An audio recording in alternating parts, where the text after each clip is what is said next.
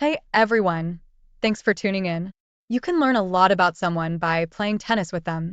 Generally, I found that guys who are gentlemen on the tennis court are also gentlemen in their off court lives.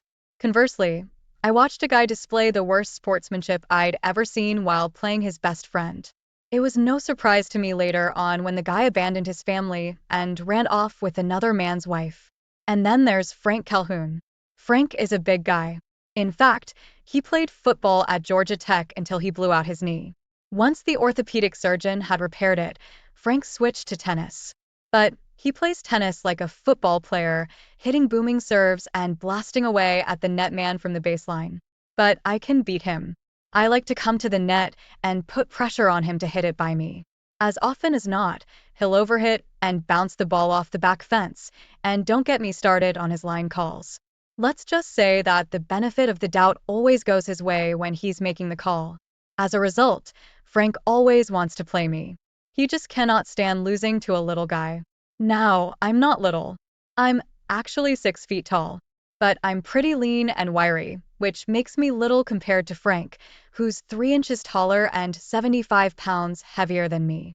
Not surprisingly, I don't really care to play with Frank, but he's hard to avoid because we both live in the Eden Point subdivision north of Atlanta. Since Atlanta is such a big tennis town, our subdivision was built around a clubhouse with a pool and lots of tennis courts. With so many people playing on teams in the Atlanta Lawn Tennis Association League, it's pretty hard to avoid someone like Frank. But the good news is that I also get to play with a lot of really nice people, like my mixed doubles partner, Penny Pennington. I met Penny through my wife, Melanie. Melanie is a Pilates instructor, and a lot of people who live in Eden Point take classes at her studio, including Penny. Unfortunately for me, Melanie doesn't care for tennis, but when she learned that Penny was looking for a partner, she introduced me, and Penny and I have been playing together for about a year now. The club we were playing in today's match was all the way over in Stone Mountain, so I had offered to drive Penny to save gas. Given the way traffic builds up on a Saturday afternoon, we gave ourselves 45 minutes to get there. As she emerged from her front door, I wondered yet again why Penny was still single. Part of it was that she'd lost her husband in an automobile accident 3 years ago.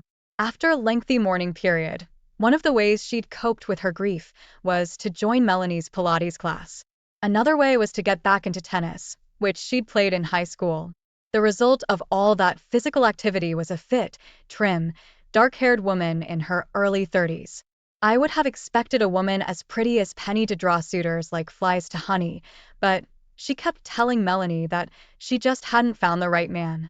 "Hey, Penny," I greeted her when she opened my car door. "Are you ready to get him today?" She grinned at me. "You bet, Michael.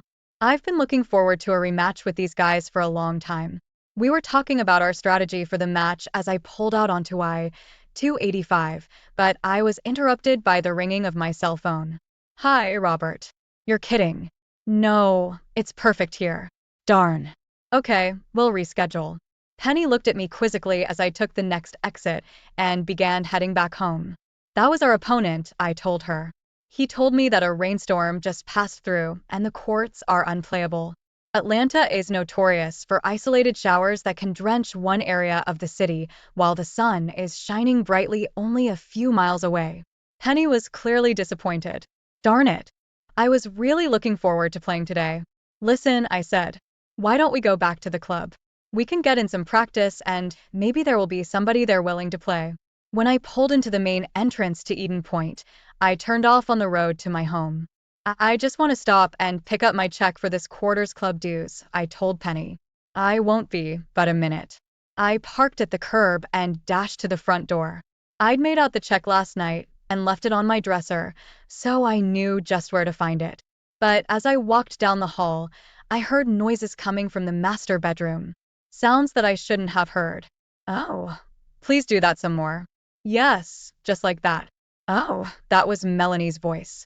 "What in the heck?" I tiptoed down the hall and peeked in the door. Melanie was lying bare on the bed, her legs draped over the side and spread wide. Between them, a man was crouching, using his mouth and hands on her as she moaned and gasped. I felt as though I'd been in an auto accident. I was stunned, unable to move, unable to think. Everything had suddenly changed and I couldn't comprehend what was happening. Then the man stood up and lifted Melanie's legs high to facilitate his penetration. No, this can't be happening, I thought, as I recognized the figure of Frank Calhoun. I heard her moan as he slid into her. Then she was chanting, "Oh God. Oh yes. Oh God." I staggered back from the door as though I'd been hit by a fist. It was just too much to bear. My first impulse was to charge into the room and attack him. But what good would that do? I asked myself despairingly. They've already cheated on me. Fighting him wouldn't change that. Besides, even if I got in the first blow, he's so much bigger than me that he'd still be able to beat me to a pulp. But I don't want him to get away it. As I stood there, I suddenly remembered Penny waiting in the car. Oh, crap. I've got to get her home first. Then I can come back here to face them, I thought. I found myself walking back down the hall and out the front door in a daze. I felt like I might vomit at any second. I glanced up and saw Penny peering at me through the car window. A moment later, I climbed into the driver's seat and started the engine. I don't know what I looked like, but it can't have been good. Are you all right, Michael? Penny asked anxiously as she stared at me. I couldn't speak. I gripped the wheel as tightly as I could while steering the car toward Penny's home. When I pulled up out front, I put the car in park and spoke without looking at her. I'm sorry, Penny, but I'm not going to be able to hit with you today. What is it, Michael? What's happened? She asked with growing concern. When I didn't respond, she reached over and turned off the ignition. Then she took the keys with her as she got out and came around to my door. I turned toward her. I have to go, Penny. Please let me have the keys back. No, she said firmly. Not until you tell me what happened. When I didn't say anything, she opened the car door and tugged on my arm. You're not going anywhere until you come inside and tell me what's going on. Robotically, I got out of the car and let her lead me into her home. She disappeared for a second and returned with a glass of ice water. I sipped on it automatically as she watched. When I set the glass down, she took my hand and pressed it in hers. Tell me, Michael, what happened in there? Suddenly, all my resistance collapsed and I sagged back against the back of her sofa. I tried to speak, but my throat suddenly tightened up again, so I took another sip of water. It was Melanie and Frank, I said in a strained tone. She looked at me uncomprehendingly. Go on, she said. They were there together in our bedroom. My voice tailed off. She gasped. No, that can't be right. Melanie would never do that. The image of the two of them came back to me with full force, and I felt a tear streak down my face. I never thought she would either, I croaked as the pain in my throat increased. Could it have been something else, Michael? Could you have been mistaken? She asked. I knew she was trying to help, but that didn't keep my anger from rising. When I looked in, she was lying on her back with Frank licking her privates. When I left, he had her heels over his shoulders and was pumping his crotch into her. So you tell me, Penny, was I mistaken? She flinched at my angry sarcasm. I'm so sorry, Michael. I wasn't doubting you. I was just hoping there could be some other explanation. More pain shot through me. And with Frank Calhoun of all people, I said angrily, how could she let that big baboon near her? I guess that explains why Frank started taking Melanie Pilates class, Penny mused. He was taking her class, I yelled. She never mentioned that to me. My anger was still flowing. Thanks a lot for warning me, I said bitterly. Penny was hurt now. That's not fair, Michael. I had no idea there was anything going on between the two of them. I'm sorry, Penny, I said. I didn't mean to lash out at you. It's just that I'm pretty raw right now. She squeezed my hand. That's okay, Michael. I can only imagine how you must be feeling. I stood up. I have to go, I told her. I have to go back there and find out what's really happening. You're not going to do anything violent, Michael? No, I just need to get some answers. She squeezed my hand. Please let me know what happens, Michael, and let me know if there's anything I can do to help. I thanked her and went back to my car. Driving back to my home, I dreaded what was coming. I thought about all the questions I wanted to ask her, and I tried to anticipate her probable reaction. I expected tears, denials, and angry words. How should I respond to them? And what about Frank? What if he's still there? I could feel the adrenaline pumping through my system. When I walked in through the kitchen door, Melanie must have heard me because she came out to meet me. She was wearing her robe. Her hair was wrapped up in a towel. "You're back early," she said brightly. "How was the match?"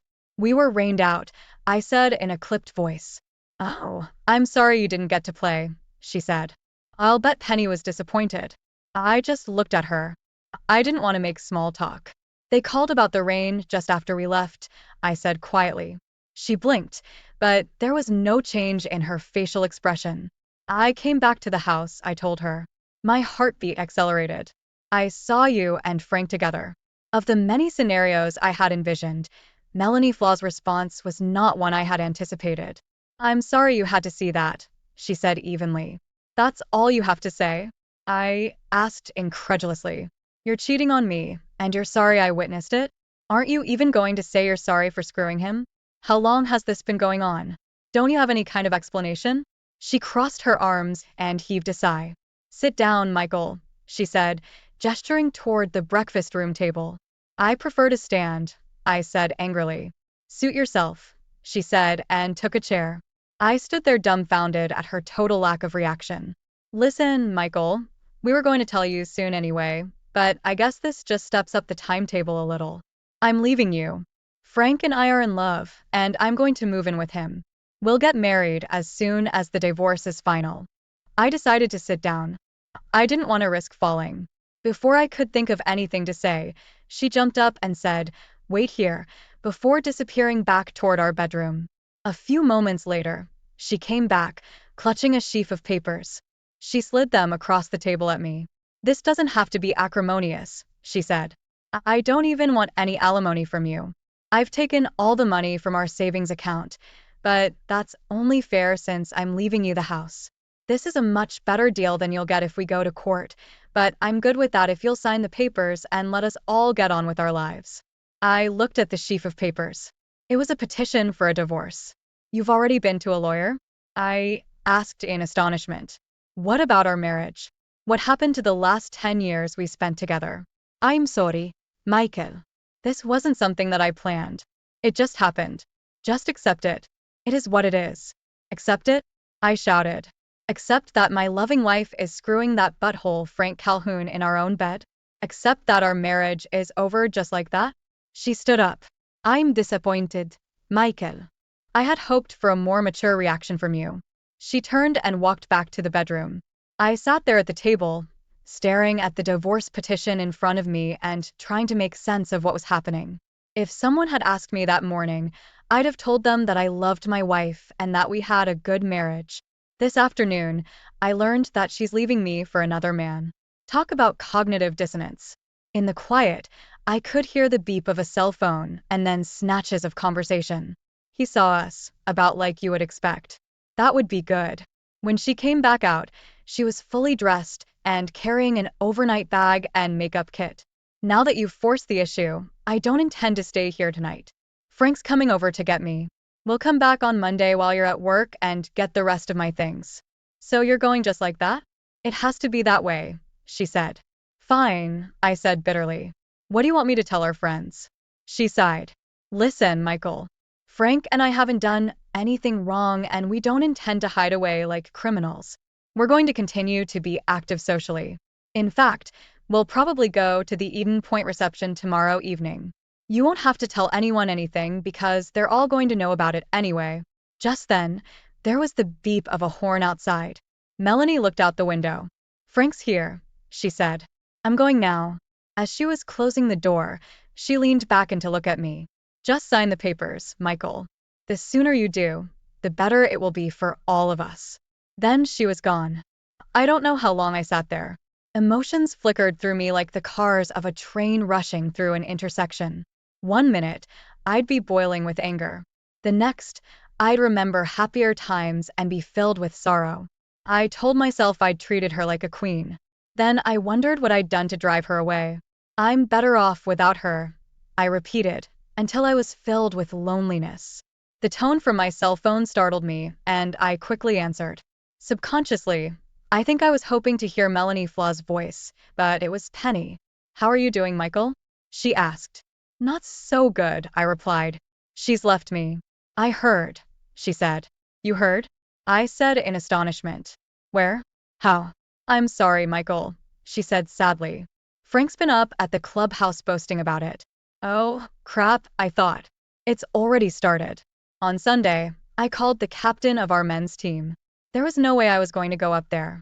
I'm sorry, Joe, I told him. You're going to have to scratch me from the lineup today. I've got some personal issues to deal with. Yeah, I heard, he said sympathetically. Sorry about that. Good luck, man. I thanked him, but I knew all I had to look forward to was more bad luck. I spent the whole day inside. I guess I was hiding, though it pained me to admit it. The TV had sports on, but I wasn't paying attention. My thoughts kept drifting back to my marriage with Melanie. Where did it all go wrong? When did she stop loving me? I felt certain that she'd loved me when got married right out of college. We'd gone steady throughout our senior year. I'd asked her to marry me over Christmas break. She'd majored in health and physical education, and whenever my fraternity brothers would catch sight of her in workout clothes, they'd give me a hard time. She had that combination of cute, fit, and sexy that's almost irresistible. I gave up trying the minute I met her. We settled easily into married life. I landed a great job in Atlanta, and she found a job as an instructor at an aerobics class. After a few years, we'd saved enough money for a down payment on a house, and we found just what we were looking for in a brand new development called Eden Point. I thought that we'd been really happy here at Eden Point. I got several promotions with my company, and Melanie decided to strike out on her own. We had enough money by that time to lease space for her studio in one of the small strip shopping centers in the area, and her business did very well. Our savings account was growing. We had a host of friends and acquaintances, especially at Eden Point, and we had even started talking about starting a family in a year or two. Our love lives had quieted down some, but that hadn't surprised me. My job kept me busy, and teaching Pilates every day will tire out anyone. As I thought back about it, I began to realize that things had really slowed down in the last 6 months, though I hadn't noticed it at the time. I also remembered that Melanie had seemed a bit distracted at times, as though she was off in another world. When we had made love, it was as good for me as ever, and I had thought Melanie felt the same way. Obviously, I was wrong. I kicked myself mentally. How could I have been so blind that I didn't realize she had gotten involved with someone else? How could I not have been aware that she was falling out of love with me and in love with Frank Calhoun? The only thing I could figure was that when you love and trust someone else, you don't go looking for signs of treachery and deceit. No, I thought sardonically. You just have to wait until they dope slap you in the back of the head. I went into work early on Monday to try to get ahead of the game. Around 9 o'clock, I called the office of my attorney to try to make an appointment. When the secretary asked about the purpose of the meeting, I didn't want to get into the subject of Melanie and me, so I told her I needed to make some changes in my will. When she came back on the line, she told me he could see me right after lunch. When I got to his law office, Jonathan met me in the lobby. He had been a classmate of ours back in our undergraduate days, and I had gone to him when Melanie and I decided to have wills drawn up. After we were seated in his office, he looked at me with concern. Is everything okay, Michael? I understand you need to make a change in your will. You or Melanie aren't ill, are you? Thanks for your concern, Jonathan, but it's not quite that bad, I told him. Then I handed him the papers that Melanie had given me on Saturday. As he read them, he tsked to himself. When he had finished, he looked up at me. I'm really sorry to learn of this, Michael. Do you think there's any chance of reconciliation? I don't think so. She's already moved out of our house and moved in with her boyfriend. She told me that they plan to get married as soon as our divorce is final. He shook his head. I would never have expected this. You two seemed like the perfect couple. Then his expression changed, and his voice took on a professional tone. Given those circumstances, as your legal advisor, my advice to you is to sign this agreement immediately. So, just like that, 10 years of marriage wiped away, I said bitterly. He shook his head patiently. In matters like this, Michael, you have to stop thinking with your heart and start thinking with your head. My read on this is that Melanie has made you a very generous offer, much better than you would get if you decide to fight over it. Part of her motivation may be guilt. But I'd be willing to bet that the main reason is to give you an incentive to agree quickly so she can marry her new man. While it may feel like you're giving in to her now, the truth is that if your marriage is over, this is the best deal you can hope to get. I knew he was right. Heck, after what she'd done, I didn't want to stay married to her anyway. But it still felt like she and Frank had beaten me in a game I didn't even know I was playing. Jonathan's tone became sympathetic once again. Listen, Michael, I know the attorney that Melanie used. If you sign, we can get this settlement agreement filed with the court very quickly. That will pretty well lock in what she's proposed. Then, if she begins to have buyer's remorse and wants to come back, and if you're willing to take her back, you still have 30 days to drop the divorce. I knew that wasn't going to happen. Can I borrow your pen? I asked. When I got back to the office, I headed straight for human resources. I had lots of changes to make in my health insurance, my 401k plan, and numerous other benefits that involved a spouse. The clerk who helped me must have done this a lot because he was able to produce all the forms I needed in short order. As I was signing them, I glanced up to see him staring at me. I guess I won't have to make an announcement in the office now, I thought wryly. On the way home that evening, I stopped at a neighborhood restaurant and picked up some dinner to go. But when I got home, I found that Melanie had been there during the day and packed up everything she wanted. Of course, all of her cosmetics had disappeared, but I was surprised to find a number of items of clothing left behind. However, when I examined them more closely, I realized that they were things she didn't wear anymore. I guess I get to haul them off to Goodwill, I thought morosely. Further investigation revealed that the bedroom was not the only place she had raided. Our good china was gone, along with most of the serving pieces we'd received as wedding presents. From the kitchen, I noticed that a number of utensils and our set of good carving knives had also been carted off. Several pieces of furniture were missing, and when I went into the den, I saw that large chunks from our CD and DVD collections were also gone. As I prowled through our belongings, I noted that she'd left our wedding album untouched. Somehow, that was more depressing to me than all the things she'd taken with her. It was as though she wanted to expunge any memory of life with me. I went back in the kitchen and stashed the food I'd bought in the refrigerator. I had no appetite left after discovering her incursion. I made myself a mental note to have the locks changed. Darn it to heck, how do you go from being happily married to a single, lonely divorced man in 3 days? I asked myself. It all seemed so damned unfair. I spent the next week in virtual isolation, starting work early and leaving late every day. Otherwise, I stayed in the house. The humiliation of having Frank Calhoun steal my wife was excruciating, and the fact that there was nothing I could do about it was almost unbearable. I'll admit that I entertained fantasies about assaults with a baseball bat or brass knuckles. Other times, I daydreamed about hired killers and car bombs. But then I'd come back to the real world. Did I really want to ruin my own life just to get back at a skirt-chasing sleazeball and a wife who couldn't keep her legs together? By Friday, I decided it was time to come out of my cocoon. I'd done nothing wrong, and there was no reason for me to hide. I called Penny. Hey, partner, don't we have tennis match scheduled for this weekend? I asked, trying to sound upbeat and positive. Oh, Michael, I'm so glad to hear from you, she said quickly. I thought about calling you so many times, but I thought maybe you'd prefer to be alone for a while. Thanks, Penny, I replied, softening my tone. It's been a rough week. I went on to tell her everything that had happened. Then I asked her what was going on at Eden Point that I'd missed.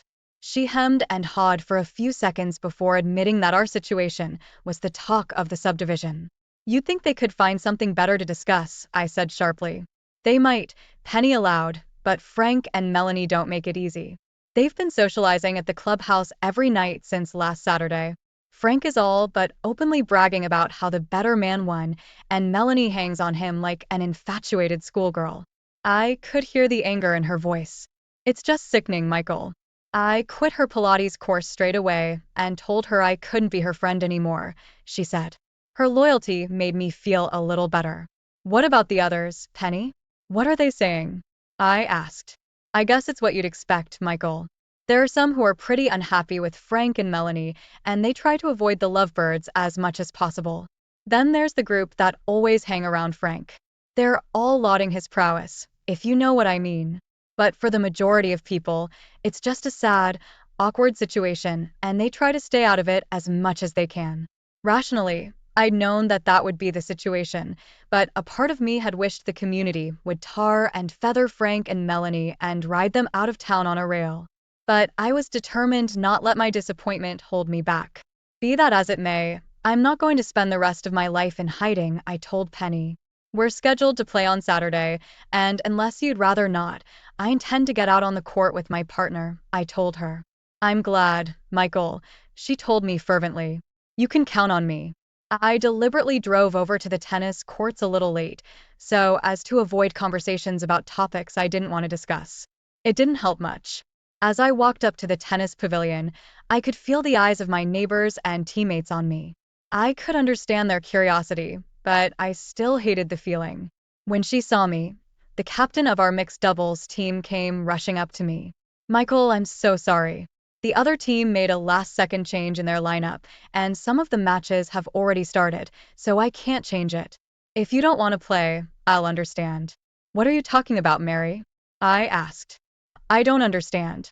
It's Frank, she said. You and Penny are scheduled to play Frank and his partner. Oh, crap, I thought. That's the last thing I wanted. Just then, Penny came up, and when she realized what was happening, her face went pale. She pulled me aside and whispered, "We don't have to do this, Michael.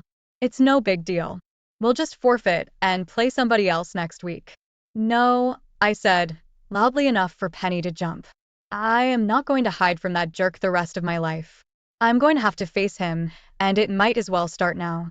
Penny looked at me worriedly, but I turned back to Mary. It's fine, I told her. Penny and I are here to play. It was a slaughter.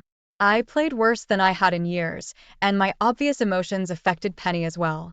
Frank, by contrast, was really on his game, and his big, booming ground strokes were scorching over the net like rounds from an RPG. To make things worse, he was constantly taunting me throughout the match. "Come on, Michael. You can hit it harder than that," he yelled after I floated a weak shot that he smashed for a winner. Another time, he yelled, "Your wife can hit it harder than that." Oh, wait, my bad. You don't have a wife. I just fumed. To add insult to injury, our little match had drawn a crowd, and I looked up to see Melanie standing by the fence. To her credit, she did wince at some of Frank's comments, but she never looked in my direction. At one point, I floated a weak second serve over the net, and Frank ripped it straight at Penny. It bounced off her shoulder and nearly knocked her down. I rushed to the net with my racket cocked, ready to decapitate the jerk, but Penny grabbed my arm and pleaded with me not to go over the net after him. "It was fair shot," she said. "I'm okay. I'm not hurt. It's just part of the game." I stared at him with venom in my eyes as he pretended to tie his shoelace. Finally, I walked back to my position in angry frustration. The final score was 6-2, 6-1, a humiliating defeat. Gritting my teeth, I went to the net to shake hands with our opponents. Frank's partner seemed embarrassed by his display and mouthed an apology to me when she shook my hand. Frank, however, simply walked up to us and, without bothering to extend his hand, said, "That was a lot of fun. Let's do it again the next time you feel like taking a beating." Then he pointedly turned, walked over to Melanie, and gave her a big kiss over the waist-high fence. I don't know what Penny saw in my face, but she grabbed my arm and pulled me off the court. "He's trying to provoke you, Michael.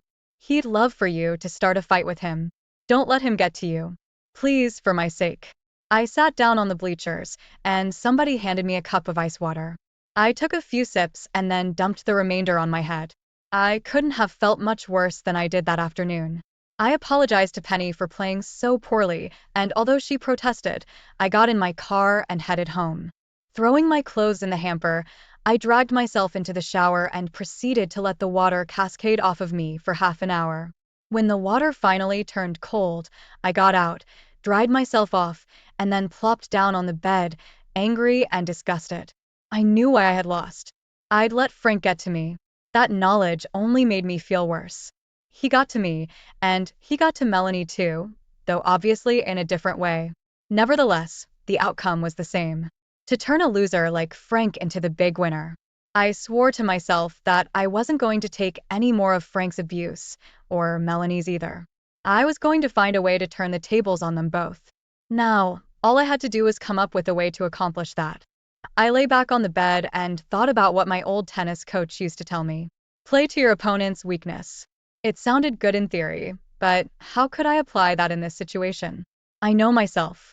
Once I start working on a problem, my brain will keep attacking it, even when my conscious mind turns to other tasks. In fact, I've often found that if I leave a problem alone for a while, when I come back to it, the solution is easy to see. And that's what happened in this case. I chewed on the challenge for a while, and then set it aside to spend most of Sunday catching up on the yard work that I'd neglected. By that night, I was tired enough that falling asleep was no problem. When I got into work the next day, I realized I had a possible solution. It's probably going to be expensive, I thought to myself. But if it works, it'll be worth it. About mid-morning, I gave a call to one of our top sales guys. Hey, Jerry, I said when I reached him. Any chance you could have lunch with me today? My treat. Sure, Michael, especially if you're buying. We met at a bar and grill. I know that's a little run down, but has great food. After we'd ordered, Jerry looked over at me. Hey, Michael, I was real sorry to hear about you and Melanie. I thought you guys had everything going for you. Yeah, me too, Jerry, me too. But actually, that's sort of why I wanted to talk to you. Sure, Michael, I'd be glad to help any way I can. Okay, Jerry, so here's my question. When you're entertaining your best clients, have you ever had occasion to use an escort service? He looked at me oddly. No, Michael, absolutely not. That's against company policy, and I would never do that. I leaned over the table toward him. Jerry, this is not a company issue, and we're not on business here. This is strictly personal, if you know what I mean. He looked at me for a few seconds, and then light dawned in his eyes. Oh, I get it, he said. I guess it's been a long dry spell for you. What with the wife splitting, and you being out of the dating game and all. He paused and then leaned closer to me. Sure, I know one of the top services in the city, but listen, Michael, they cater only to the biggest hitters, understand? Their girls are unbelievable, but I think they may be way out of your price range. I smiled at him. You let me worry about that. Just tell me how to get in touch with them and what to expect. And over burgers and brews, he did exactly that. I was nervous that afternoon as I went over the notes I'd made during lunch. I hoped I was doing the right thing. Then I remembered Frank taunting me and Melanie's cold-eyed announcement that she was leaving, and I decided to go for it. I called the number Jerry had given me, and a pleasant male voice answered. Hello, may I help you? Yes, I'd like to speak to Mr. Henry Miller, I said, as I had been instructed. This is Mr. Miller, the voice responded. What are you looking for? Something from the Grove Press, was my response. Please give me your name, sir. I thought about using a pseudonym, but Jerry had been very explicit about the need to identify myself accurately. They're always worried about the Vice Squad, he told me. They'll go to great lengths to make sure you're not a cop trying to set them up. I gave him my real name. Are you calling from your office? Mr. Miller asked. Yes, I replied, but this is a personal matter. It has nothing to do with my company. I quite understand, sir. Now would you give me the switchboard number where you work? Sure, I said, but wouldn't you rather have my direct line instead? No, he replied. I will call the main number and ask for you. Then we'll be able to attend to your business. Pretty clever, I thought to myself. If he calls and the operator answers, he knows he's calling a real company, not the police station. And if she transfers his call to me, he'll know I'm really an employee of the company. It's not foolproof, but it's pretty darn good. I gave him the main switchboard number, and he hung up immediately. A couple of minutes later, my phone rang and the operator transferred a call to me. It was Mr. Miller. Next, he asked me for my cell phone number. This will allow us to contact you outside working hours if that is required, he explained. After I'd given it to him, he went on. Now that we've dispensed with the identification process, he said smoothly, please tell me how our service may help you. I'm looking for a very special companion who can be available for a series of occasions that may stretch over a month or more. The voice said. That's a bit out of the ordinary. We don't usually make commitments for such an extended period of time. We may be able to help you, but it will be expensive. He quoted me a price that made my eyes water. I gulped. That will be fine, Mr. Miller. Very well. Do you have any special requirements? Yes, I said. She has to look like a goddess. He chuckled. Beauty is in the eye of the beholder, sir, but I think you'll be able to find a companion suitable for your needs. He paused. Do you have a pen handy? When I assured him that I did, he proceeded to give me the address for their website. I noted that the URL began with HTTPS, indicating a secure server. When I had it down, he told me to my amusement that when I was prompted for a username to enter Anais Nin, then he gave me a numerical password. Please understand, sir, that both the username and password will change after your selection has been made. This is for your security as well as our own. When I acknowledged my understanding, he went on. Now, about the matter of payment, sir. Once you have made your selection, and she is scheduled for a session, your credit card will be charged in the amount to which you have just agreed. In addition, our clients are expected to show their appreciation directly to our companions. If everything is satisfactory, we recommend a gratuity of 25%. I did some quick mental mathematics.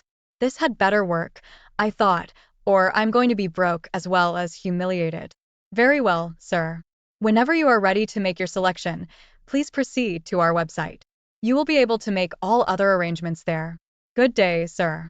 With that, the line went dead. I waited till I got home that night to access the website Henry had given me. The main screen identified itself as only as Capricorn Services, with the tagline, catering to the needs of the most discerning clients. The username and password Henry had provided got me into the site, and a window opened up that could have come straight from the pages of a Victoria Slaw's secret catalog. The women pictured there were all so gorgeous that I wondered why they weren't in modeling rather than the escort business. In fact, I even wondered if the pictures could have been copied from some modeling site as part of some kind of bait-and-switch con. But my buddy Jerry had insisted that Capricorn was for real, so I decided to take my chances. I had assumed that I would choose a blonde for my purpose, but a photo of a woman with dark shoulder-length hair caught my attention, and I impulsively clicked on Rhiannon. The confirmation that appeared on my screen assured me that Rhiannon would contact me within 24 hours to arrange our meeting. Next, I was prompted for my credit card information. Once the card number and expiration date had been verified, the screen went dark, and I was suddenly kicked out of the site. Out of curiosity, I tried to go back to the Capricorn website, but the welcome screen wouldn't recognize the username and password this time, and after a second try, I was kicked back to my home page. I was pretty impressed by the security their system used, and decided that was a hopeful sign. If they went to that much trouble, maybe their service was as good as Jerry had indicated. I was on pins and needles the next day waiting for Rhiannon to call. At one point, I even considered backing out of the deal. My little plan was going to be very expensive to implement, and there was no guarantee of success.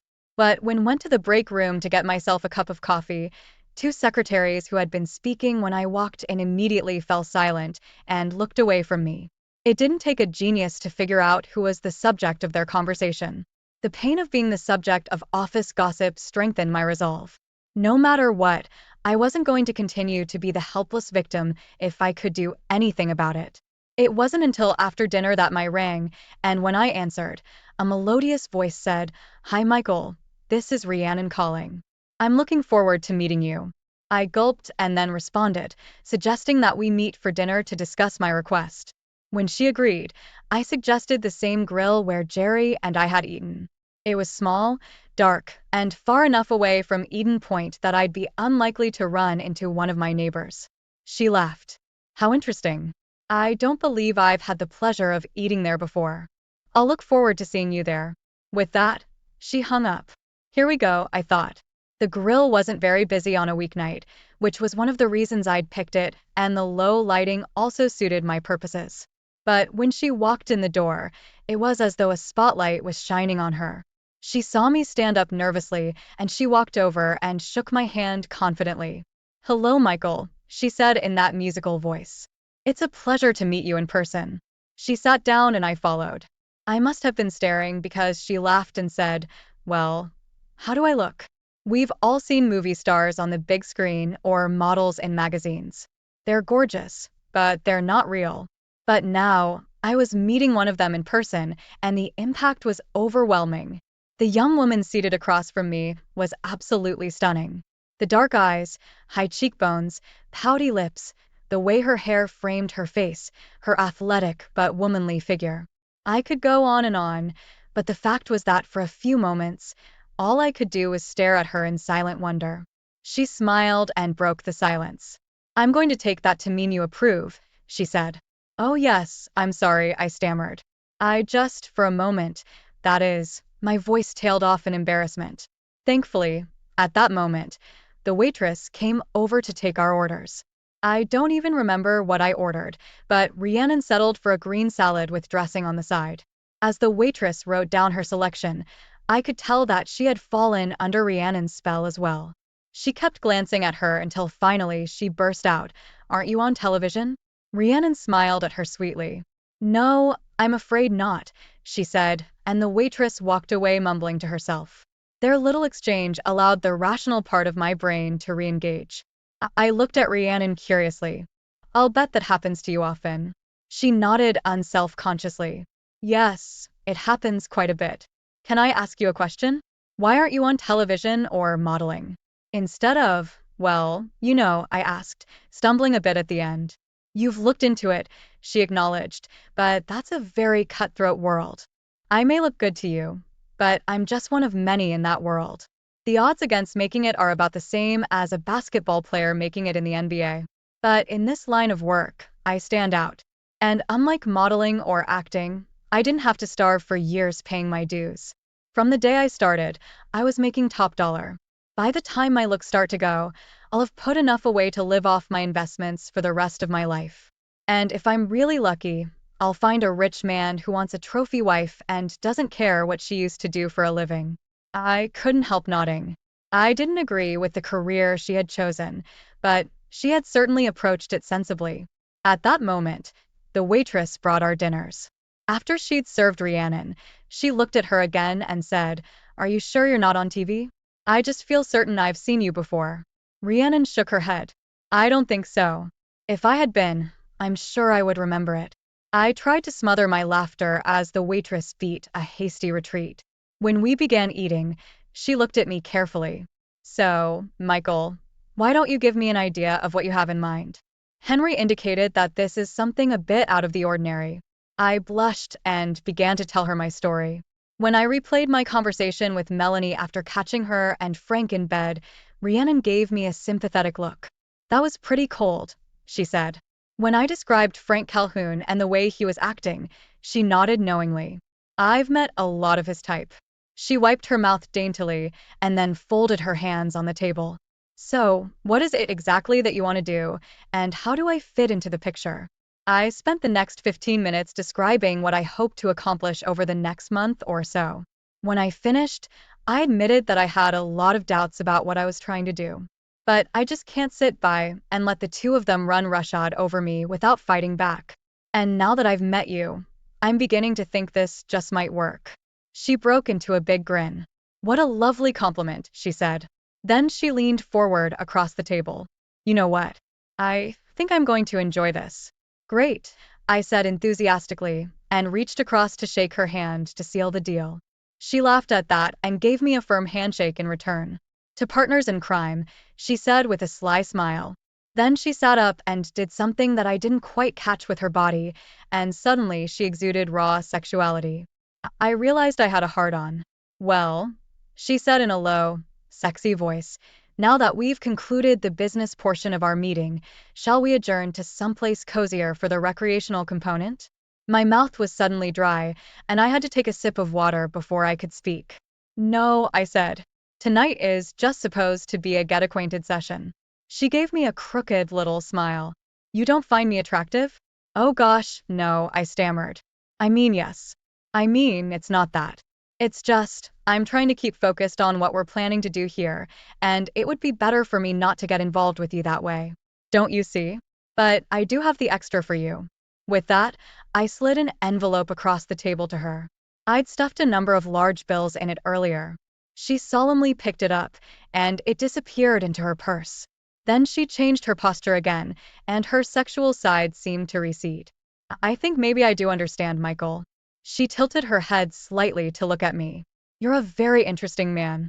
I think I'm going to enjoy our little adventure together. With that, she rose and left, while I remained seated in the booth. For some reason, I felt wrung out. That is some woman, I thought. We'd planned for phase 1 of Operation Honey Trap to commence on Saturday, shortly after the lunch hour. The temperature was already heating up in Atlanta, and I figured there would be a large crowd at the pool at Eden Point. I was a bit nervous about whether Rhiannon would show up, but shortly after noon, a BMW Z4 pulled into my driveway. She came to my door carrying a small bag, and when I raised my eyebrows, she said, "My swimwear." She looked around and smiled. "So, this is suburbia. Do you like it here?" I scowled. "I did until recently." She patted my cheek. "We're going to fix that." We separated at the clubhouse to go to the locker rooms to change into our suits. As we'd agreed, I came out first and found 2 lounge chairs beside a table with an umbrella. No sooner had I made myself comfortable than I spotted Big Frank Calhoun making his way toward me. "Well, Michael," he boomed out. "I'm surprised to see you at the pool today. I would have thought you'd be taking a lesson from the pro, trying to improve your tennis game." I knew he was trying to bait me, but I answered him even-handedly. "Nope, today my girlfriend and I are going to enjoy the pool and get a little sun." Frank wasn't going to let me off that easily. "Oh, you have a girlfriend now? I'd like to meet her." By now, our conversation had drawn the attention of the people within earshot. That was fine with me. "Well, you're in luck, Frank. Here she comes now," I said, pointing to the door to the women's locker room. "Oh my gosh." A hush fell over the club members as Rhiannon approached us. I had expected her to wear a bikini, but to my surprise, she was wearing a one-piece swimsuit. But somehow, it was far more enticing.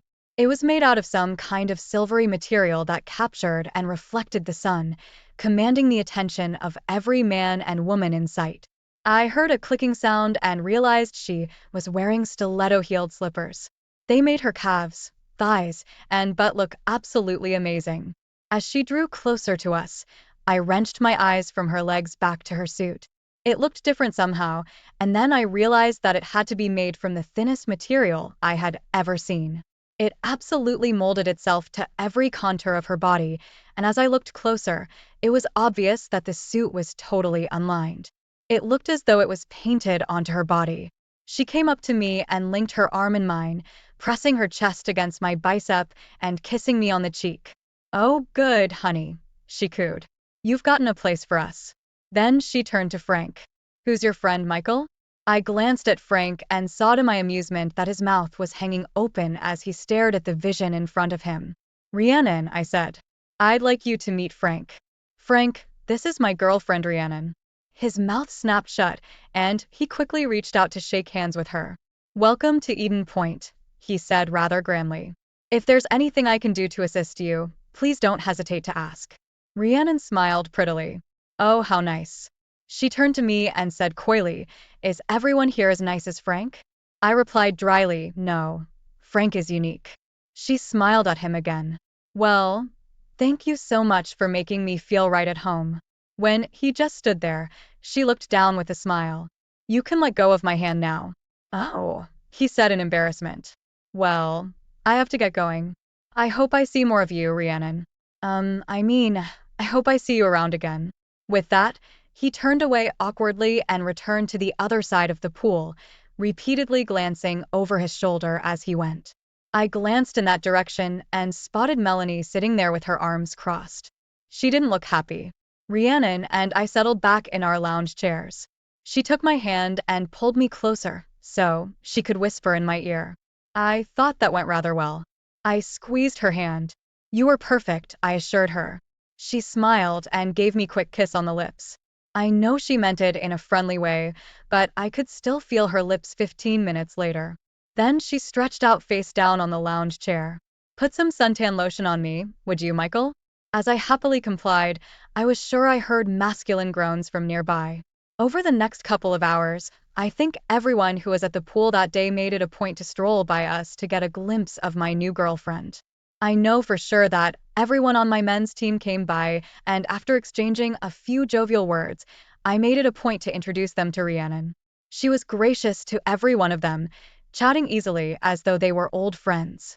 At one point, I leaned over and whispered in her ear, "You should have gone into politics." She just smiled and winked at me. In my line of work, I'm only one step away. I guffawed. When things quieted down, she leaned over to me again. "Which one is she?" I knew exactly whom she meant, and I pointed Melanie out to her on the other side of the pool. "Good," she said. "Leave this to me." She slipped on her high-heeled mules and clip-clopped over to Melanie's side of the pool. Bending over at the waist facing the pool, she slipped the shoes off her feet and then executed a graceful dive into the shallow water. When she surfaced, she bowed her head forward and then quickly flipped it back so that her hair made a graceful arc over her head, spraying water in a fan shape into the air. I was in awe. I'd seen that move in advertisements before, but never in real life. It was stunning. Then, in a single motion, Rhiannon gracefully pushed herself out of the water and onto the deck. As she stood there facing Melanie with the water running down her body, she reached up to push her hair back, emphasizing her chest in the process. Then, she slipped the mules back on her feet, adding 4 inches to her height, and walked back to where I was staring. I reluctantly shifted my view away from Rhiannon to look at Melanie. She was glaring angrily at me. Then she turned and spoke sharply to Frank before grabbing her things and heading for the exit. He tagged along behind her, once again looking over his shoulder at Rhiannon. She gracefully settled herself in the lounge chair with her eyes closed. I could just hear her murmur, "Mission accomplished." Only one bad thing happened while we were there. As we were getting ready to leave, I looked up to see Penny walking in my direction. Oh crap, I thought. I forgot all about Penny's women's team playing today. What am I going to tell her? Mayo. I'm so glad to see you out again. Maybe we can get together and play some more. She stopped abruptly as Rhiannon stood up and grasped my arm. Oh, Penny said in surprise. Who's this? This is Rhiannon, my date, I said awkwardly. Penny blinked and looked in silence at Rhiannon for a moment. Then she stuck out her hand. I'm Penny, she said. It's nice to meet you. She turned back to me. I've got to get cleaned up. I'm pretty grimy after our match today. See you around, Michael. Then she turned and scurried away before I could think of anything to say. Who is that? Rhiannon asked curiously. That was Penny Pennington, I told her. She's my partner for mixed doubles. Interesting, was her response. I mentally kicked myself for not having planned in advance how to deal with Penny. I didn't want to risk revealing my plan, but I didn't want Penny to get the wrong idea. Darn. Shortly after that, Rhiannon and I decided to call it a day. I felt like we'd accomplished everything we wanted to do today. As we left the pool area, I swear I heard the level of conversation pick up noticeably. When we got back to my house, I let Rhiannon use my shower while I dried off and thought about the afternoon. Except for my unexpected encounter with Penny, everything had gone even better than I could have hoped. I'd showed Melanie that I wasn't going to sit around and mourn her desertion for the rest of my life. More than that, I'd showed her that not only was she replaceable, but in fact, I had upgraded pretty dramatically. Let her stew on that for a while, I thought triumphantly. So, how do you think it went? I heard a voice ask from behind me. I turned to see Rhiannon standing there wrapped in a bath towel. You were perfect, I responded enthusiastically. You were everything I'd hoped for and more. She did something with her fingers and suddenly the towel slipped to her feet. Would you like to celebrate? She asked coyly. For a moment, I stood there, unable to breathe. Everything about her was absolutely perfect. Her chest sat high and proud on her chest, not huge, but perfectly proportionate to her frame. Surprisingly, her areola and nipples were pink, not brown. There was not an ounce of fat on her. Instead, her abdominal muscles were well developed and inevitably drew my eyes down to her mound of Venus, which was smooth and totally bare. From there, her legs seemed to stretch on forever, strong and perfectly formed. I gasped and realized I'd been holding my breath. Steeling myself, I stepped over to her, bent down and handed her the towel she dropped.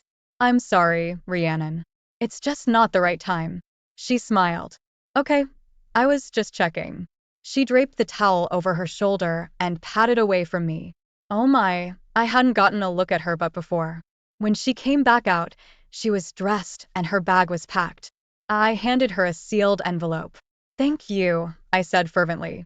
Today was exactly what I wanted. She cocked her head again in that funny way she had and looked at me. Do you want to get back with Melanie?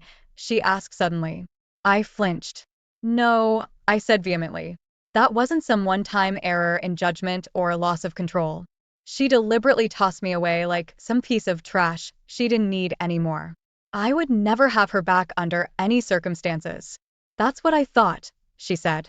But I just wondered. Anyway, are we still on for next week? Oh, absolutely, I said with a big grin. During the week, I made it a point to go to tennis practice at the club. I wanted everyone to know that I was done hiding. Glad you're back and have come out swinging, our team captain told me. My team members greeted me with slaps on the back and broad winks. Behind my back, I heard someone say, "Lucky son of a jerk." I smiled. I knew what kind of an impression Rhiannon could make. A couple of days later, I came back to the courts for mixed doubles practice, but I couldn't find Penny anywhere. Our captain told me she'd phoned in sick. When I got home after practice, I called her right away. Are you okay, Penny? I asked. It's not like you to be sick. Oh, it's nothing serious. Probably just a little bug going around. Can I get you anything? I asked. I'd be glad to bring it over to you. No, she said sharply. I mean, thanks, but I don't really need anything. Anyway, it would be better if you stayed away. I don't want you to catch whatever I've got. Well, okay, I said hesitantly. But if you start feeling worse, give me a call right away. I'm concerned about you. She gave me a vague promise and then said she needed to rest, so I let her go. I wasn't happy about it. Penny was always so healthy and vital that it disturbed me to think anything might be wrong with her. And our little run-in at the pool last Saturday probably didn't help any, I thought. I still felt like I couldn't tell her about my honey trap for fear of screwing things up, but I just hated to have Penny get the wrong impression. Hopefully she'll forgive me after it's all over, I thought. The next step in my plan was scheduled for that weekend. The club was having a potluck dinner, and Rhiannon and I were planning to make an appearance. When she arrived at my house, she was dressed very differently from our last outing. Wow, you look like you just walked out of a fashion magazine, I said as I stared at her. She was wearing a casual outfit consisting of some kind of skirt, casual jacket, and blouse. But although it sounded ordinary, the fabrics, the style, and the accessories all screamed high fashion. She curtsied like a little girl. Thank you, kind sir. Actually, Nordstrom's just got these in, she said. But don't worry if you're not familiar with the labels. Tonight, my primary target is the ladies, and one lady in particular. Well, I can't speak for the wives, but I think you're still going to have quite an impact on the men, I told her sincerely. As we pulled into the parking lot in front of the clubhouse, Rhiannon turned to me and said, "We need to change our tactics a little tonight. We need to split up and mingle with the people here. That will let me do what I need to do." Sounds good to me, I told her. When we walked onto the patio area where the supper was being held, I could tell immediately that we'd both been right. Once again, most of the men just openly stared as Rhiannon walked by. The wives were a bit more subtle, but I heard more than one comment about Rhiannon's outfit that evening. Several of the bolder women made a point of asking her where she'd found her clothes, and Rhiannon was soon cheerfully exchanging shopping tips with them. After a bit of mingling, she and I got back together to eat. Having any luck? I asked her quietly. Oh, I've been a very busy girl, she said seriously. I've learned ever so much about what the wives think about the situation with you, Melanie, and Frank. More importantly, I've been making life miserable for your ex. I've also been flirting pretty heavily with her fiancé, and she didn't like that one bit. I just grinned. It was obvious that Rhiannon knew exactly which buttons to push. I was chatting with one of my teammates when Melanie walked by and motioned to me. Curious, I followed her to see what she wanted. When she turned to face me, I could see that her face was red with anger. Well, it looks like you have wasted no time getting back into the dating game, she said huffily. I didn't realize there was a mandatory waiting period, I said sarcastically. Yeah? Well, it looks to me like you're way out of your league with that one, Michael. Where the heck did you find her? I never met her when we were married. I met her through work, I said blandly. Well, I'd watch out if I were you. She looks like a lot more than you can handle. I couldn't resist. You're wrong about that, Melanie. I handle her every chance I get. Is that so? She said hotly. Well, you'd better keep her away from Frank. And with that, she stormed off. I smiled to myself. Everything was going exactly the way I'd hoped. Just then, I caught sight of Penny carrying a tray of food. I knew she was on the entertainment committee, but I hadn't known if she'd be feeling well enough to come tonight. I rushed over and grabbed her arm. She flushed when she saw me. I'm so glad you're feeling better, I told her. You should have called me to let me know you felt well enough to come tonight. I guess I wasn't sure until the last minute, Michael. Besides, I figured you'd be here with your new girlfriend, and I didn't want to bother you. Just then, Rhiannon walked by, laughing and talking with one of my teammates. And I see that I was right. Penny went on with a scowl on her face. She started to walk away, but I grabbed her arm again. Wait, Penny, we need to talk about our next match. She hesitated, and then apparently made a decision. About that, Michael, things have gotten really busy for me lately. And well, I've decided to drop mixed doubles and just focus on the women's team. I was shocked. You can't do that, Penny, I blurted out. You're my partner. Who will I find to play with? Penny looked over my shoulder, and when I looked around, I saw Rhiannon standing there. You'll find somebody, Michael, Penny said. Now please let me go. I need to get this food out. When I released her arm, she darted away. Rhiannon took my hand and walked with me toward a vacant table. Once we were seated, she leaned over and whispered, just so you know, that girl is in love with you. What? No, that's crazy. She's my tennis partner. She was in Melanie's Pilates course. And if I'm not mistaken, Rhiannon went on, ignoring me, you might just be a little in love with her too. No, y protesta. You're way off base on that. She's just a good friend. Maybe, she said skeptically. In any case, I think we've done all we can for tonight. So, let's get out of here. When we got back to my house, I asked Rhiannon to fill me in on what had transpired with Melanie and Frank. She gave me a smug little smile. I wandered over to where they had their food laid out and sampled it, making complimentary remarks. Melanie obviously didn't appreciate my being there, but there wasn't much she could say. Then I told her how much I liked her outfit, and she was forced to return the compliment. That gave me a chance to tell her where I bought it. I could tell she recognized the clothes and knew how much the outfit must have cost. She didn't say anything, but her eyes were almost green with envy. That sounds like Melanie, I said. She's definitely into fashion and prides herself on her taste in clothing. Just then, Rhiannon continued, one of the other ladies asked Melanie for her help in the kitchen, and though she didn't want to, she had to leave me alone with Frank. Once she was gone, I reached over and tried another sample of their dish. As she spoke, Rhiannon reenacted what she had done. She bent over at the waist and her blouse fell away, revealing her ample chest barely restrained by a flimsy bra. Then she made a little scooping motion with her finger, stuck it in her mouth, and staring at me all the while, sucked on it so lasciviously that I could feel the heat. She straightened up and grinned at me, clearly aware of the impact she'd made. Once I had Frank's attention, I began to flirt with him in earnest. I asked him if he'd played football, and that gave him a chance to boast a little. While he was doing that, I reached over and rubbed his chest. I commented on how much bigger he is than you, and I told him I liked big men. She snickered. I thought he was going to come right there at the table. Wow, I said. No wonder Melanie was so hostile. I do what I can, she said with obvious false modesty, and I can't believe that Frank would believe you were coming on to him, I added. She laughed derisively. Guys like Frank are so full of themselves that it would never occur to them to question a woman's interest. What's so ironic is that they are usually the worst lovers. I had to grin at that. If what Rhiannon said was true, it would serve Melanie right. I handed her her envelope. Do you think we're ready for the next stage? I asked her. Definitely. Your club's dance will be perfect for what we've got planned. Then she turned and headed for the front door. What? No attempted seduction tonight? I asked her with a smile.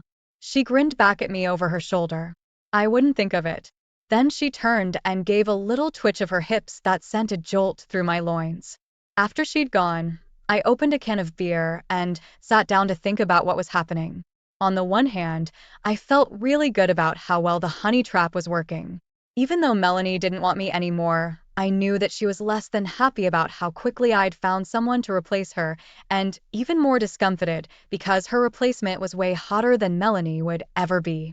All that was really gratifying, yet I couldn't help feeling down about the situation with Penny. Could Rhiannon have been right? I wondered. Could I really have feelings for Penny? I'd liked her right from the first time Melanie had introduced us. Likewise, I'd found her attractive, slim, athletic, and graceful, with an engaging, outgoing personality. But I'd always been careful to keep our relationship strictly as friends and tennis partners because of Melanie. And I've been sure that that was the way Penny wanted it too, especially while she was getting over the loss of her husband. I thought about what Rhiannon had said about Penny. That couldn't be true, could it? If Penny was interested in me, why was she avoiding me like the plague? And why did that bother me so much? For that matter, why had I repeatedly turned down the hottest woman I was likely ever to meet in my life? Could my feelings for Penny be a part of that? Finally, I gave up and went to bed. I didn't know the answers to my questions, and even if I had, I still wouldn't have known what to do about them. I decided that the best thing for me was to stay the course, keeping focused on the plan I'd set in motion. The annual spring dance at the club was a popular event that always drew a large crowd. The ladies used the dance as an occasion to dress up, and the men grudgingly wore their sports coat. Some even donned ties. I was counting on Frank and Marlene to make an appearance. I'd clued Rhiannon in on what to expect, and I was curious to see what she'd be wearing for the climax of our plan tonight. So I was surprised and disappointed to see her get out of her car wearing jeans and a t-shirt. Admittedly, they were the tightest jeans I'd ever seen on a woman, and the t-shirt clung lewdly to her braless chest. I had still expected something different. My face must have given me away, because she patted it as she brushed by me. You didn't think I was going to risk my dress driving over here, did you? Just let me use your bedroom for a little while, and then I'll be ready to go. I had already put on my sports coat and slacks, so I puttered around impatiently in the den while she got dressed. Darn, I chuckled to myself. It's almost like we're an old married couple. After a few minutes, her voice came floating out to me. Michael, can you come in here? I need your help with something. I walked back and opened the door to the bedroom. Oh my lord, Rhiannon was standing there in the sexiest underwear I'd ever seen. Her strapless bra and underwear were a matching chocolate brown accented by an off-white lace trim that served to draw attention to the curve of her chest and the sensuous V between her legs. Her stockings were the same deep brown color, and they were held up by a garter belt that drew further attention to her most intimate parts. She made a half step in her stilettos and twirled around to reveal that her underwear were actually a thong that revealed the full cheeks of her butt. She turned back to face me. Will I do? She asked with a little smile. I couldn't help myself. I took a step toward her, but she stopped me with a smile and an upraised hand. No, no, not now. I can't afford to have you mess this up. So now that I have your approval, get out of here and let me put my dress on. I think I staggered walking back out to the den. A few minutes later she emerged. This time she was wearing a strapless dress that was the same off-white color as the trim on her lingerie. The color contrasted perfectly with her hair. As she walked across the floor, I realized that the dress must have been custom-made for her because the fabric seemed to flow over her limbs like water. I could clearly see the definition of her thighs with every step, and when she turned, her buttocks flexed in clear detail. The slit in the side of the dress came up to just below her stocking top, and when she stood the right way, her perfect leg was revealed to devastating effect. Of course, it didn't help my blood pressure that I knew exactly what she was wearing underneath her gown. I swallowed hard. I think you may cause some heart attacks tonight, I told her, and I wasn't being facetious. She simply smiled at me and extended her arms so that I could escort her out the door. For the dance, the patio area at the club had been cleared and paper lanterns had been strung overhead. It was kind of cheesy, but I found myself enjoying the effect of the soft light and tinkling music. Rhiannon slipped into my arms to dance, and I was not surprised to find that she was a far better dancer than I. As we moved together, she rested her head on my shoulder, and at that moment, I decided I didn't care if she was a working girl. I just enjoyed the feeling of her body against mine and the pleasure of her company. She raised her head and pulled back far enough to look at me. You know, this suburban living isn't so bad. A girl could get used to it. Before I could respond, she stiffened. Oh, battle stations. I turned in time to see Frank Calhoun headed our way, dragging an obviously reluctant Melanie with him. Hello, Rhiannon. Hello, Michael, he boomed out. So glad you decided to join us this evening. How about switching partners for a dance or two? When I acceded, he whirled Rhiannon away, leaving me and an obviously uncomfortable Melanie standing there. I held out my arms to her. Care for a dance, for old time's sake?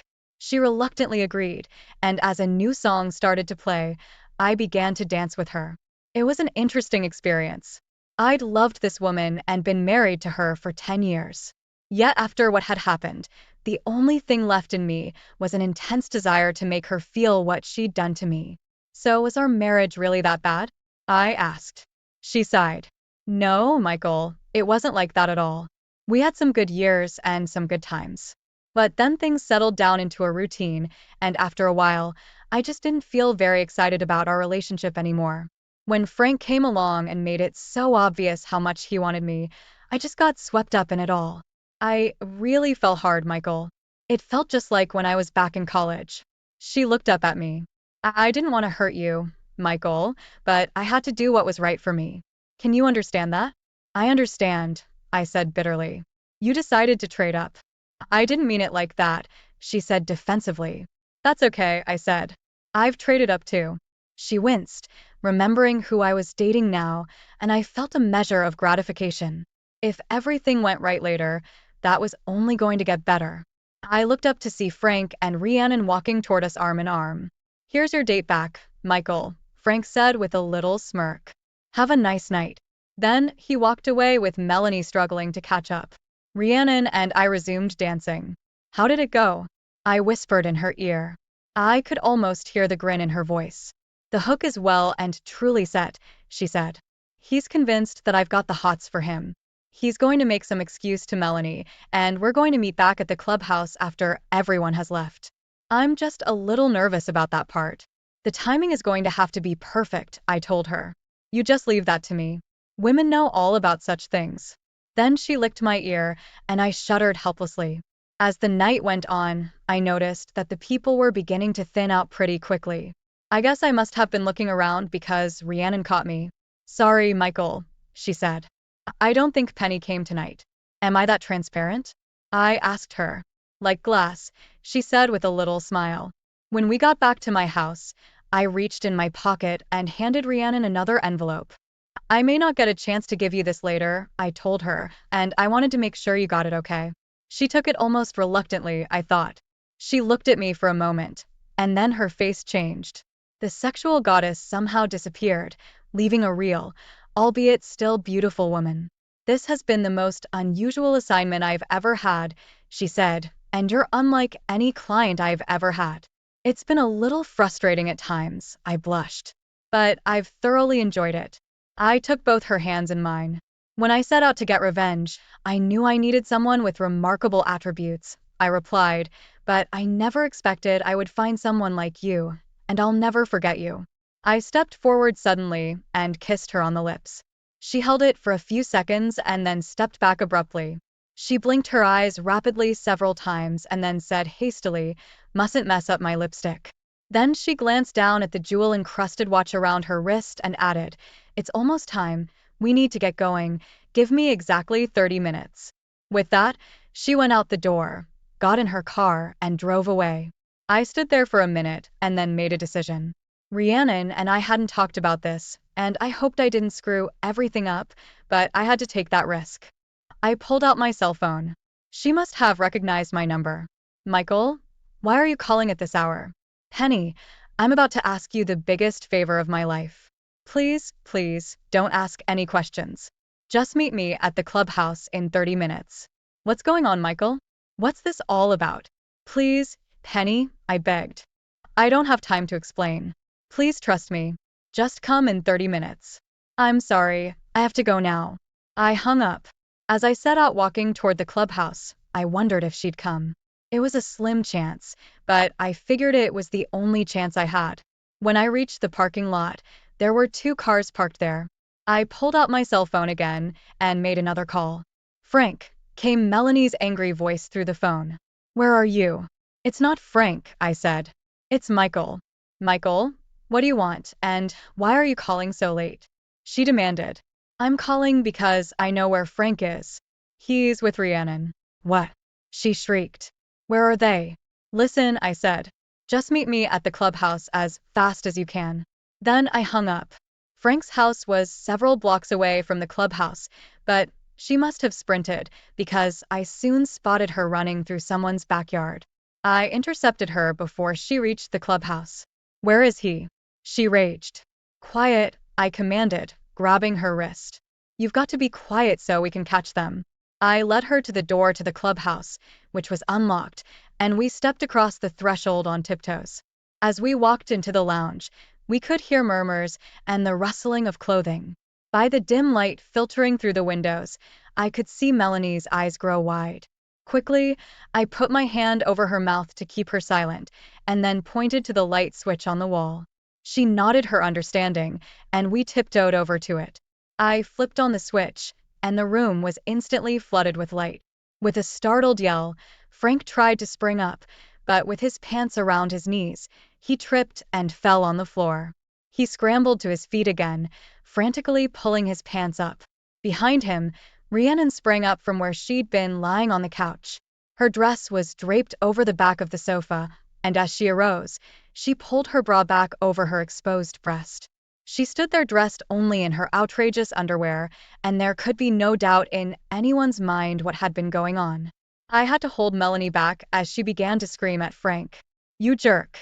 How could you do this to me? We're supposed to get married. Rhiannon clung to Frank's arm, cowering behind him in the face of Melanie's wrath. Now that he had his pants on, Frank's confidence returned. He glanced boldly at me, and then turned to Rhiannon and asked her, What do you want to do now, baby? Oh, Frank, she replied in a little girl's voice, I just want to be with you. As she clung tightly to him, he put his arm around her protectively. Then he turned back to face us. Despite Melanie's distress, his first words were addressed to me. Well, Michael, it looks like you've lost another woman. I didn't say a word, but Melanie shrieked. What about us, Frank? What about us? The big man turned to her. Listen, Melanie, we had a good thing for a while, but it would never have lasted. No, I've found someone better, and I'm going to be devoting all my time to her. He glanced back at Rhiannon, and then turned to Melanie. You can't blame a guy for wanting to trade up, can you? Even in her pain and anger, Melanie couldn't help but glance guiltily at me when she heard those words. Rhiannon turned around and deftly slipped on her dress.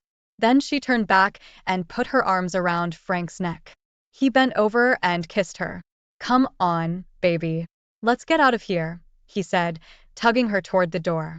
You go ahead, Frank, she said. I have a few things I need to say to Michael. Besides, I don't want to leave my car here. Look, meet me at this bar. She reached into her purse, pulled out a slip of paper, and hastily wrote down an address. I'll be right behind you, honey, she added, stroking the front of his pants and giving him a passionate kiss. He looked at her doubtfully. Are you sure you're going to be okay? He asked. I'm sure, honey. Michael wouldn't hurt me. He's not that kind of guy. Yeah, Frank chuckled. I guess you're right. With that, he headed out the door, and we heard him drive away. While our attention was on Frank, Melanie managed to wriggle out of my grasp. She screamed, You jerk, and ran at Rhiannon with her claws extended. Instead of flinching, Rhiannon calmly stood her ground. When Melanie reached her, Rhiannon took a quick step to the side, grabbed one Melanie's outstretched arms, and fluidly twisted it behind her back. She winked at me. I knew that self-defense class would come in handy. When Melanie continued to struggle, Rhiannon told her harshly, If you don't calm down, I'll be forced to dislocate your shoulder. Melanie stopped fighting, and Rhiannon pushed her away to face her. Listen, Melanie. There are a few things you need to know, she said. I could care less about your Neanderthal ex-fiancé, and I have absolutely no intention of joining him at the bar where he is headed. Melanie was dumbfounded. But why? Why did I seduce him? Because that's my profession. I'm a paid escort. I've been with dozens of guys like Frank. They all think they're God's gift to women, and they're always on the lookout for the next piece of butt. Do you think he loved you? The only thing he really loved was the chance to finally beat Michael at something. I'm sure he loved screwing you, but he loved screwing Michael over even more. So Michael hired me to get a little payback from Frank, and at the same time to show you how it feels when a lover is unfaithful. It hurts, doesn't it? Melanie screamed at that, and then lunged for me. But before I could react, a figure flashed in front of me and shouldered Melanie off her feet. She sprawled awkwardly on the floor. Penny stood over her with her hands clenched. You deserve that, Melanie. After what you did to Michael, you deserve a lot more. Melanie just lay there and began to sob. It looked to me like her feelings were hurt more than her body. Penny turned to face me, and I saw that tears were running down her face. Is that really true? She asked me. Is she really not your girlfriend? No, I told her solemnly. She was my partner in the honey trap we set for Frank and Melanie, but nothing more. But she's so beautiful, Penny protested. I could never compete with someone like her. Rhiannon walked over and put her hands on Penny's shoulders. You silly girl. I was the one who never had a chance. He only had eyes for you. Penny looked over at me again. You mean you never even? Rhiannon interceded again. No, Penny, he never did. I could never get his mind off you long enough to get his hands on me. And believe me, I gave him the opportunity. Penny didn't say anything, but she looked at me with shining eyes. Rhiannon grinned at us both. I think it's time I got out of here. I've had harder assignments than this, but somehow this one has worn me out. At that moment, Melanie picked herself up off the floor. What about me? Where do I go? I can't go back to Frank's house, not after what's happened. Penny looked at her thoughtfully. I don't know what you're going to do tomorrow, but you can sleep at my house tonight. I'm going to go home with Michael. With that, she kissed me soundly. I took her hand and decided not to let it go. But something was bugging me, and I turned back to Rhiannon. What about Frank? Where did you send him anyway? She laughed. That was the address of a gay bar I know. I wonder how long he'll stay there before he realizes I'm not coming. Then her face lost its smile, and she looked at me intently. Good luck, Michael. You're a special man, and I won't forget you. She leaned forward and gave me a gentle kiss. I felt Penny grip my hand even tighter. Then Rhiannon turned to Penny, and her face assumed a fierce expression. You treat him right. You understand me. If I ever hear you haven't, I'll come back, and this time, I want to take no for an answer. The fierce expression left her face, to be replaced by a look I later realized was sadness. She reached out and patted my cheek. But I don't think I'm going to get that lucky. Then she reached into her purse and stuffed something in my hand. Goodbye, she said, and then turned and walked out the door, her hips swiveling magnificently. I looked down at my hand. It held 4 unopened envelopes. If you enjoyed this story, please like, comment, and subscribe for more jaw-dropping tales. Don't forget to hit the notification bell so